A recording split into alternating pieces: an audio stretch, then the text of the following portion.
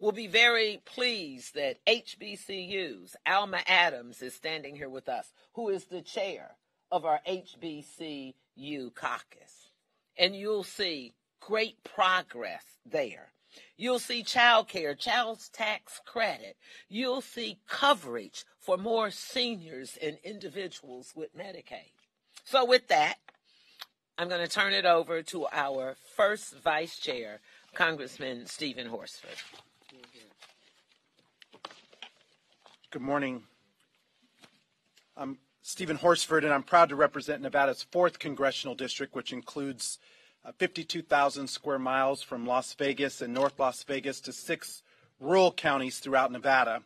I'm proud to be here with our esteemed Chairwoman Joyce Beatty and my colleagues in the Congressional Black Caucus as we use our power and our message to work for the progress for Black families, children, workers, and small businesses, and all Americans.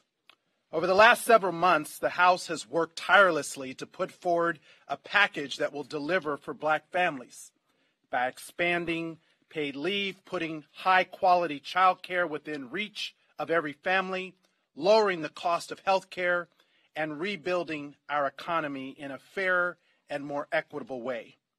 One of the most transformative parts of this package is the expanded child tax credit, which is a historic investment in child welfare. And I want to commend all of my colleagues with the Congressional Black Caucus, because this was actually one of the first issues we brought up with President Biden and Vice President Harris when our chairwoman took us in to meet with them to talk about our priorities during this 118th Congress. We know the expanded child tax credit has already cut child poverty nearly in half, lifting millions of Black children and families out of poverty. In the months after the first child tax credit payment went out, the number of Black families who didn't have enough to eat dropped by 25%. 25%. That is real progress.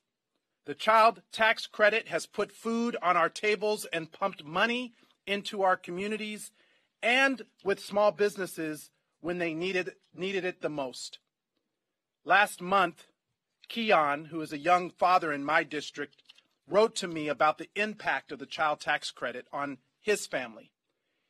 He said with the extra money he is receiving each month, Keon's family can now buy his daughter healthy food and the other things that she needs to grow up strong. He wrote, and I quote, "It may be $300, but in the end, it's help that we're most grateful for." Today, families like Keon's are counting on Congress to act. They're not asking us to means test the child tax credit or add more layers of bureaucracy. They're asking us to build a future where no child goes to bed hungry, where middle-class families get the tax cuts that they deserve, and that's what Democrats do when we're in the majority. 4 years ago, Republicans used their majority to pass huge tax cuts for the very wealthy and for big corporations. Well, now with Democrats in control of the House, the Senate, and the White House, we're delivering for American families. And with the Build Back Better Act, we can make transformative investments in jobs while cutting taxes for middle-class families, investing in housing, health care, and most importantly, in people. We can give every child the chance to thrive no matter what they look like or where they grow up. To me, that's worth every single penny. So, Chairwoman Beatty, I want to thank you and every single member of the Congressional Black Caucus who has worked tirelessly to get us to this point. We are on the cusp of major success for the American people. This is our power, our message, and we will deliver the change that Black families deserve and need. And I yield back to the Chairwoman. Thank you so much. It was so important for us to start off that way because we know we don't live in a perfect world. And we know that we're not a monolith. But we have pushed from all ends to get us at a good starting place for America. With that, I'd like to yield to Congresswoman Robin Kelly, then we'll go to Congressman Greg Meek. Thank you, Chairwoman Beatty, and good morning, everyone. As chair of the Congressional Black Caucus Health Brain Trust, it has been my focus throughout this reconciliation process to ensure that we are acting intentionally to improve health equity for Black Americans. I'm thrilled to say we are going to do just that. The healthcare needs of our communities has been left unaddressed for many generations. Lack of access, unaffordable health care, implicit bias, disinvestment, and structural racism are all barriers to care for Black Americans. We are going to change that with the Build Back Better Act. Through inequities in access and disparities in both treatment and outcomes have existed for hundreds of years, the COVID-19 crisis has exposed these issues for the world to see. The bright light cast upon these injustices by the pandemic cannot be ignored. We have an incredible opportunity to transform the way our communities access health care, and we must take this opportunity to save lives. As we rebuild and strengthen our nation's healthcare system, our policies must center on equity and justice for Black Americans. Our solutions to correct inequities must not only consider communities of color, but prioritize them. That is why we must build back better by expanding coverage, making healthcare more affordable, increasing investments in our fight against the maternal health crisis, and ensuring seniors have the coverage that they deserve. One of the biggest injustices our communities are facing is lack of access to affordable health care. More than 60% of the millions of Americans living without health care coverage are people of color. Black Americans are overrepresented in this group. CBC is working to bring coverage to the folks who don't have health care, so we must fight for them. We are also working to expand coverage under the ACA and to make permanent the enhanced ACA marketplace help we brought forth in the American Rescue Plan. These changes have lowered monthly premiums and out-of-pocket costs for so many Americans. We need to make sure this continues as a nation carries on our battle against the COVID-19 pandemic. We're working to make sure seniors get access to important care like dental coverage. Dental care is so expensive without insurance that it is the #1 medical service that people in America skip because of the cost. 71% of Black Medicare beneficiaries went without a dental visit in the past year compared to 43% of white beneficiaries. 20% of rural seniors have not seen a dentist in more than 5 years. It is completely unacceptable and cannot go unaddressed. The maternal mortality crisis is disproportionately killing Black mothers. Experts agree the Build Back Better Act should include 1 year of postpartum Medicaid coverage for new mothers. This is an important step forward in preventing complications and maternal deaths occurring in that critical year postpartum. This policy will be transformational for women's health care. We are also going to invest in growing and diversifying the maternal health workforce, addressing the social determinants of maternal health, and increasing data collection on maternal mortality and morbidity. Moms can't wait. The Build Back Better Act will improve access to care, create more affordable care coverage options, close the health coverage gap, expand benefits for seniors, invest in addressing the Black maternal health crisis, and it will save lives. Members of this caucus members of this caucus under the leadership of Chairwoman Joyce Beatty have been instrumental in keeping these policies and so many others in the bill. We are going to get this done. Black Americans are counting on us. Thank you.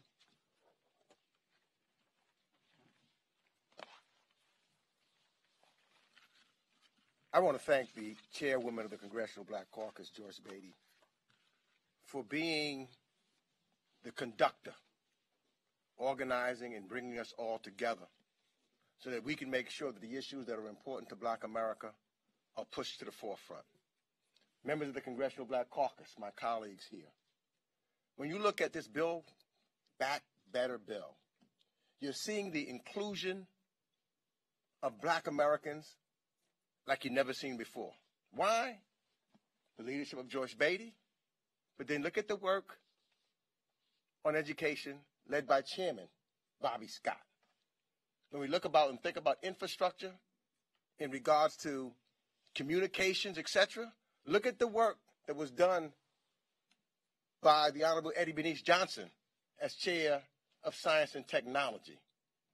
And when you think about making sure that you got a roof over your head and you can also live and continue to have the American dream, think about the work of Maxine Waters as chair of the Financial Services Committee. So I also sit on the Financial Services Committee, and I see the chair of the Housing Subcommittee here. And for so many years, we haven't heard anything about housing or investment in housing. And we know that if you don't have a house over your head, it is hard for you to learn. It is hard for you to success. So in this Build It Back Better bill, one of the prime focuses is housing, all types of housing. Now, I'm a product of public housing. And finally, what we're looking at is making sure that we're investing in public housing for so many people who do not have that opportunity. Vouchers. So people who don't have any money to pay their rent, finally we're talking about investing and putting money into housing vouchers so people have a roof over their head. This has not been part of the dialogue or conversation, and I've been in Congress for a long time until this Congress, this administration, this president, and the leadership of the Congressional Black Caucus. Now, I know Chairman Cleaver. You'll hear from him in a second. And he will tell you about how children cannot be educated if they don't have a house to go to. He will tell you that also if you're talking about creating wealth, because in this bill, we're also trying to help individuals earn and get a down payment so they can earn and build and have a home to help create wealth in the communities. This would not have happened. These inclusions would not be a part of Build It Back Better if it wasn't for the leadership of Joyce Beatty as chair of the CBC and the leadership of members of the CBC, particularly our chairs. So this is only the beginning. It's the CBC that has made Build It Back Better issues that we have been fighting for, taking dreams of individuals and making it become reality. That's what this bill is about. We're going to get it across the finish line, and it's going to make it better for Black Americans. In fact, by doing that, we're making it better for all Americans. Thank you so much. Mr. Cleaver, did you have anything else you want to add to that statement as chair? Thank you, Madam Chair. Let me just say that it was a blessing for me to receive the support to become the chair of Housing and Insurance. But one of the blessings that I think many Americans don't realize is that we have people who lived in public housing who are on our committee, not just Representative Meeks, but Steve Lynch and myself. And I think that when the president took the oath of office, he must have made some commitments to himself. The first meeting that I had after we came back after the insurrection of January 6th was with the president and members of the Senate to talk about housing. And the president made a commitment in the Oval that day about not retreating from housing. We are not getting away from that ridiculous policy in HUD where we only do one-for-one replacement. In other words, if a hurricane hits New Orleans, I know specifically and experientially about this, we'll only replace what the hurricane washed away. One-for-one replacement. That's gone. We now have money to do a 3 generations backlog of updating public housing and vouchers, which is desperately needed. We haven't increased the vouchers substantially since Lyndon Johnson. So this housing issue is important, and it matters. It really matters to have people who've been there and who understand the problems they face. And I am excited about the first generational assistance or assistance for first generational home buyers who would not otherwise have a chance to buy a home. But they'll set the standard for what Congressman Meeks said earlier about the generational help in building wealth. Thank you, Madam Chair, for bringing us together. Thank you. Before we conclude and take a few questions, thank you, Congressman Cleaver. It made me think when you said saving lives about something else that's important, and we know this especially as Black parents, lead in the water for children. Saving our children, that should be a single reason that we should support this bill. When we talk about it from the stand of being educators, activists, fighting for our families, far too long we know how devastating that has been. And so while we were going to end, I think it's important for me to ask Congresswoman Brenda Lawrence, who hails from Michigan, and we know the eyes of America, how we looked at Michigan when you were a part of that in bringing that forward. Congresswoman Brenda Lawrence, we'll close this out.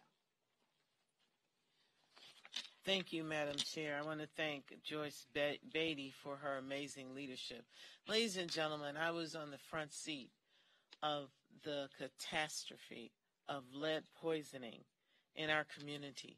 A whole community, a city, was poisoned by lead because of the lack of investment.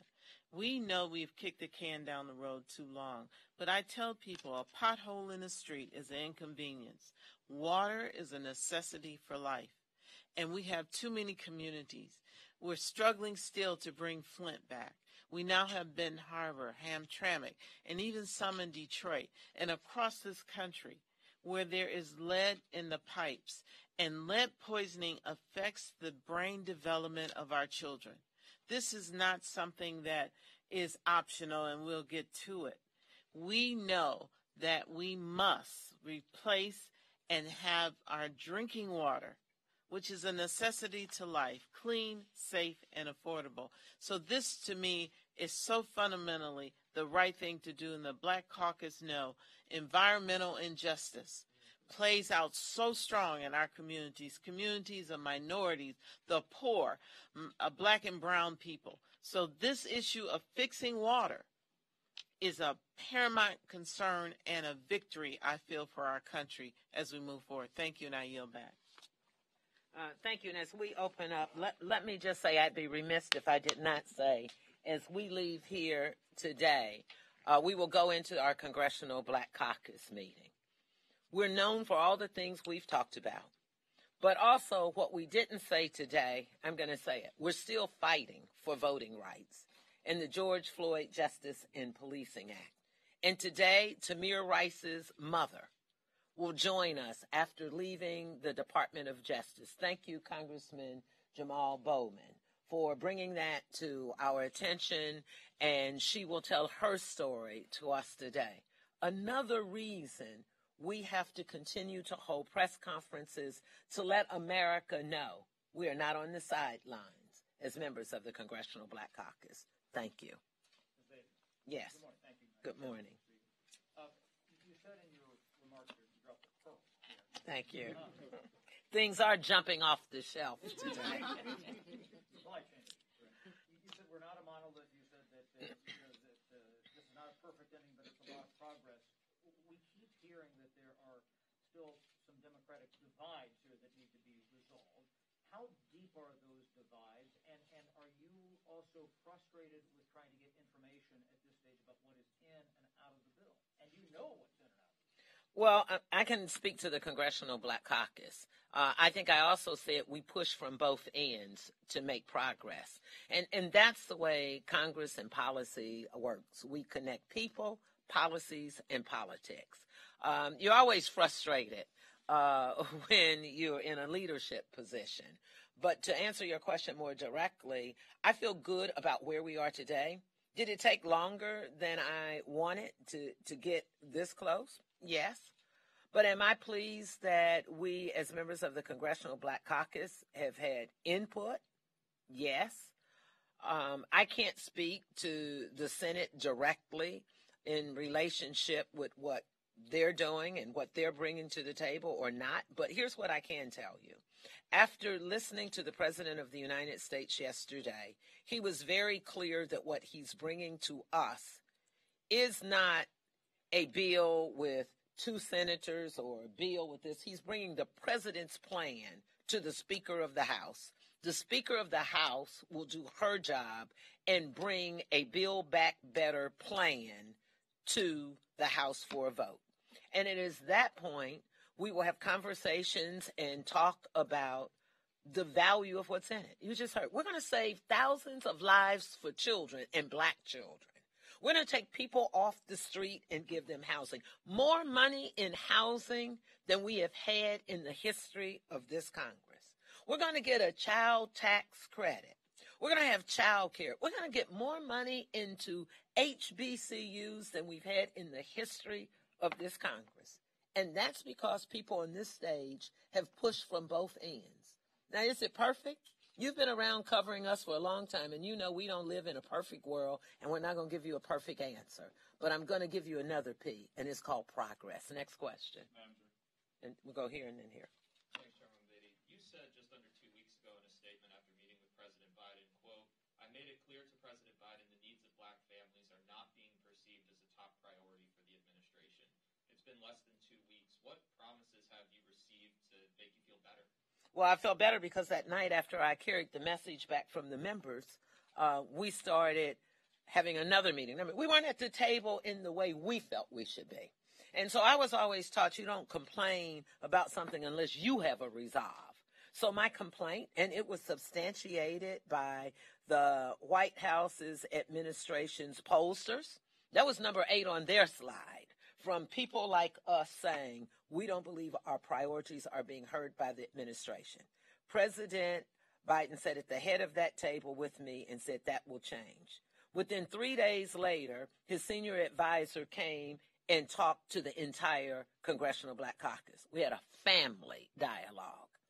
As a result of some of the direct questions, housing, child care, more coverage for Medicaid, we don't know to what extent those things were or were not in there. But I can tell you yesterday, after leaving the White House with that team and the president himself, we've made great progress.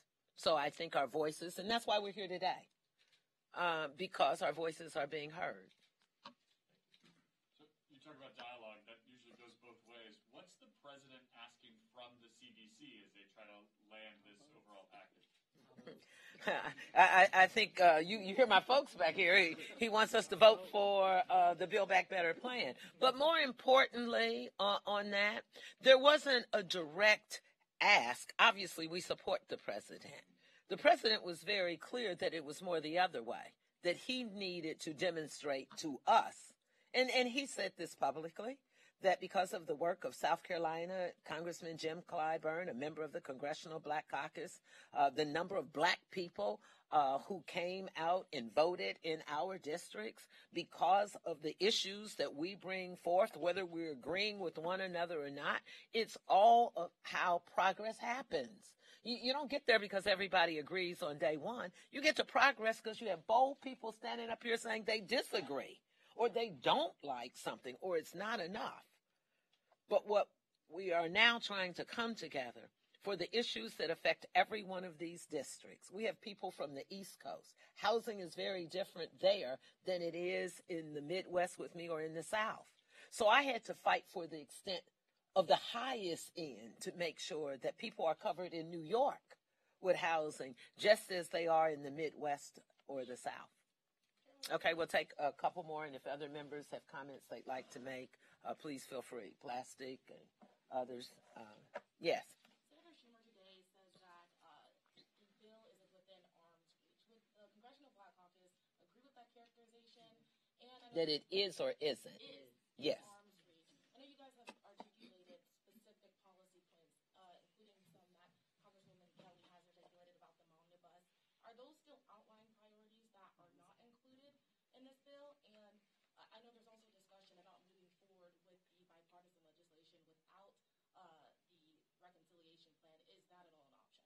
So the first three are yes, yes, and yes. The better answer is we're going to pass 2 bills. And we're almost there. We do believe that a vote, I'll say it strongly, we want a vote to come to the table. We want to make sure that America, and especially Black Americans, know that we're not just talking about this, that we're about saving lives. And whether it is 1.7 or $2 trillion, that is a significant amount of investments in our communities. Okay, last question. I can't see, so we'll go to the back of the room.